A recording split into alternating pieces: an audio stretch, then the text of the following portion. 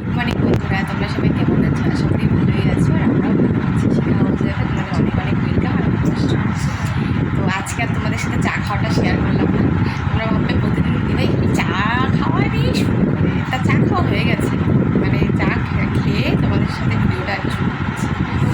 তো এই বসেই আছি, একটু চা খেয়ে না শরীরটা না একটু আলস্য আলস্য লাগছে কেমন আসলে বলো না, কয়েকদিন থেকে শরীরটা জুটতেই না, একটু আলস্য আলস্য লাগছে। আমি চা খেলাম, খেয়ে একটু বসলাম, বললাম ভিডিওটা শুরু করি, তোমাদের সাথে কথাও বলি আর ভিডিওটাও শুরু করি। তো যাই হোক বন্ধুরা, তো এখন সকালে কাজকর্ম শুরু করবো, যাই ডিউটি শুরু করি। কাজ তো প্রচুর পড়ে আছে, দেখা যাক। এই যে মেয়ে কোথায় যিনি যাচ্ছে, কোথায় যাচ্ছিস? কোথায় যিনি যাচ্ছে, আবার গেল না, কি ভাবলো, ও ওরকমই করে থাকে। তো যাই হোক, তো ওর তো স্কুল নেই, আপাতত বন্ধ এখন, মানে সেরকম কিছু নেই এখন, ফালতু কী করবে, আর প্রজেক্ট নেই। তো আপাতত মেয়ে স্কুল যাচ্ছে না, তো আমার একটু চাপটা কম আছে, দেরি করে একটু ঘুরতে গেছি না, তো তাড়াতাড়ি সকাল সকাল উঠতে হয়, তাড়াতাড়ি উঠতে হয়। তো মেয়ে স্কুল নেই দেখে আজকেও অনেকক্ষণ ঘুমিয়েছি, চোখ মুখ পুরো খোলা খোলা লাগছে না, ঘুমিয়েছিলাম। খুব ভালো লাগে না গো, প্রতিদিন সকাল সকাল উঠতে ইচ্ছা করে না আমার একদম, আমি সকালে উঠতেই পারি না, জানো তো। অনেক কাজ পড়ে আছে, যাই কাজগুলো করি, কিন্তু আজকে মনটা আমার খারাপ লাগছে ও একটা জিনিস দেখে। আজকে বৃহস্পতিবার না, তো বৃহস্পতিবার তো আজকে, এইবার হচ্ছে বলছি তোমাদেরকে, আমার মনটা মানে একটা সকালে উঠে একটা জিনিস দেখে মনটা খারাপ হয়ে গেল। দেখাচ্ছি তোমাদেরকে, দাঁড়াও। আর এই দেখো আমার বিছানার অবস্থা, দেখেছো? দেখো আমার বিছানার কী অবস্থা, দেখেছো? এগুলো এখন গোছাতে হবে। তো যাই, বিছানাটা গোছাই আর কাজকর্ম করি, তোমরা দেখতে থাকো, আশা করি তোমাদের ভালো লাগবে। তো দেখো সকাল সকাল ডিউটি শুরু হয়ে গেল, আর কি সকাল হলো শুরু হলো, আমাদের তো ডিউটিটা শেষ নেই, এই যে শুরু হলো, রাত এখন 1টা অবধি চলবে, চলতেই থাকবে। রেস্ট ওই দুপুরবেলা হয়তো একটু রেস্ট করি, ব্যাস সারাদিন এই যে শুরু হলো ডিউটি। তো আর কি করা যাবে, কাজ তো করতেই হবে, মেয়ে হয়ে জন্মগ্রহণ যখন করেছি, তাই না বলো? আর সত্যি কথা বলতে কি জানো, সকালবেলা উঠেই না আজকে মনটা এতটাই খারাপ হয়ে গেছে না, মানে তোমাদেরকে কি বলবো, খুব খারাপ লাগছে ও, সত্যি বিশ্বাস করো বন্ধুরা। তোমরা হয়তো ভাববে এই সামান্য কারণে দিদিভাইয়ের মন খারাপ, এটা একটু ন্যাকামো করছে, কিন্তু না গো, সত্যি বিশ্বাস করো। দেখো গাছে দেখেছো, দেখো অন্যদিন তোমাদেরকে দেখাই না যে কত ফুল থাকে, দেখো গাছে আজকে ফুলই নেই, দেখো 3টে ফুল ফুটেছে, দেখেছো?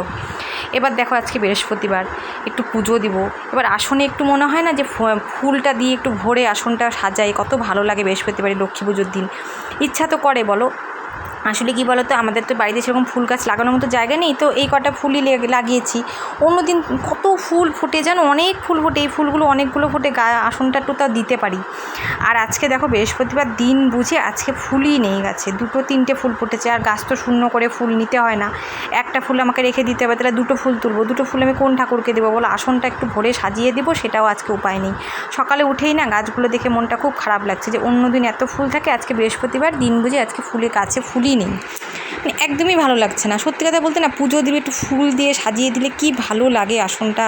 আর সত্যি কথা জানো তো কি বন্ধুরা, আশেপাশের বাড়িতে না আমি আগে চেতাম, ফুল চেয়ে নিয়ে এসে পুজো দিতাম, এখন আর চাই না গো। কারণ না, মানে সত্যি কথা বলতে কি, ফুল চাইলে পারে না, মানে বুঝতে পারি যে কেউ পছন্দ করছে না, দিতে ইচ্ছে নেই, জোর করে দিচ্ছে, ওরকম করে না ঠাকুরকে ওই ফুল দিয়ে পুজো দিতে ইচ্ছা করে না গো, বিশ্বাস করো। ঠাকুরেরই তো ফুল বলো, ফুল নিয়ে আমরা কি করি, ফুল নিয়ে তো আমরা ঠাকুরকেই দিই, অন্য কিছু তো আর করি না, কিন্তু মানুষের না তাও পছন্দ করে না, স্পষ্ট বোঝা যায়, মুখে কিছু বলে না, কিন্তু স্পষ্ট বোঝা যায় যে ফুলগুলো নিচ্ছি পছন্দ হচ্ছে না তাদের।